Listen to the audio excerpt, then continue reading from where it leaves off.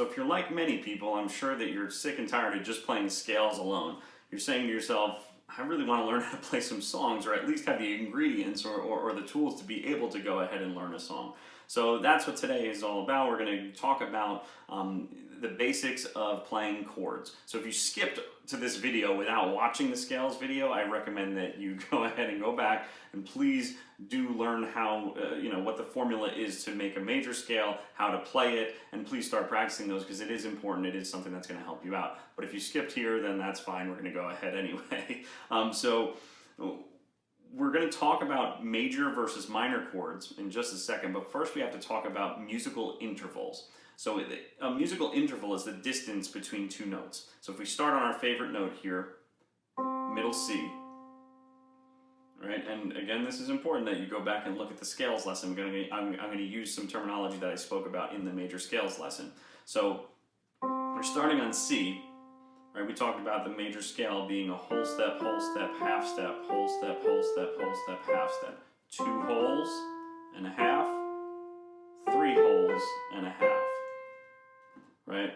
So if we relate everything for the purpose of this lesson to that major scale, we can say that the distance between C and E, I'm sure your first instinct would be to say, okay, for starting here, it's 2 notes away, so we call it a 2 or a second. In music, musical intervals start by counting the first note that you're on as 1.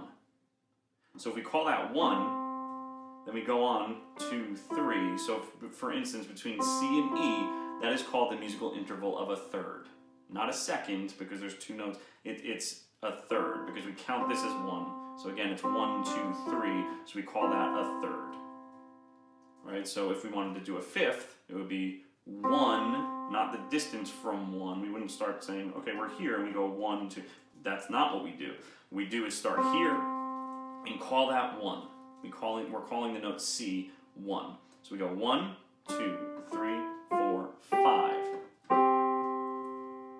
The distance between C and G in music is considered the interval of a fifth. Okay, so again, we're counting the first note, the note that we're starting on as 1. So that distance is the distance or the interval of a fifth. If we wanted to do a sixth, it would be that. 1, 2, 3, 4, 5, 6. Seventh, an octave, or an eighth, right? So if it's an 8 oct, meaning 8, we just call it an octave, all right? So this would be a second, a third, a fourth, a fifth, a sixth, a seventh, and an octave, all right? And of course, it doesn't just only have to start on C. I'm just using that as the basis for the purpose of this lesson, referring to it with our foundation being the knowledge of a C major scale.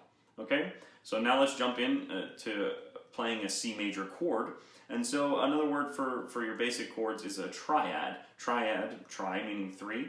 So there are 3 notes in the C major chord. So it's C, E, and G. So the reason I talk to you about intervals really quick is so that you understand that this is the 1, or the root is another name of the chord.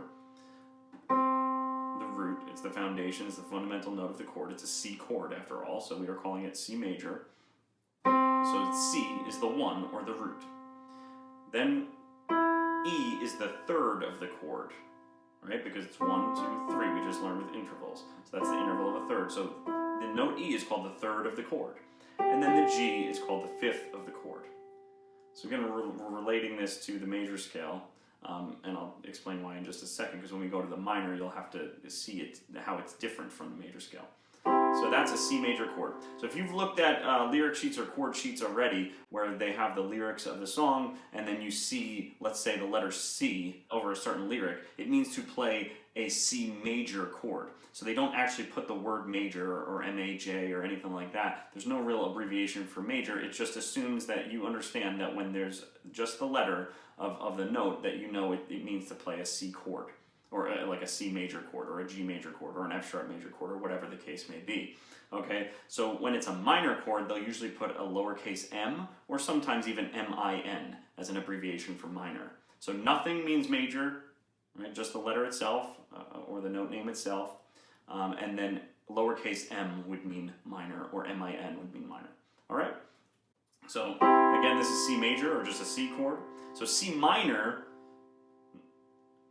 we'll change the third of the chord from being what's called a major third, because it relates to the major scale, to being a minor third, which would relate more to a minor scale, which we can get into at another time. Right? So we're lowering, or flattening, or however you want to think of it, that E note to an E flat. We're shrinking the interval between the root of the chord, or the first of the chord, or the 1, right? And the 3, or the third of the chord. We're shrinking the distance. So before it was 2 whole steps, now it's going to be a whole step and just a half step. So 1.5 steps. So C, E flat, and G are the notes of a C minor triad, or a C minor chord. Again, that's C major, is C, E, G, C minor, making it the interval of a minor third instead of a major third. The 5th stays the same, the 1 and the 5. It's that middle note, that third, that's going to change and determine whether a chord is major or minor. And we can do that with any chord you desire. If we go and try and play, let's say, a G chord, the same thing would apply. So it's G, B, D is your major, and then G, B flat, D would be your minor. If you have F major, let's say, F, A, C, and that is your major chord. F minor is F, A flat, C. All right? So that's how to play major and minor chords, and a little bit of understanding of intervals in music. All right, thank you for watching. I'll see you next time.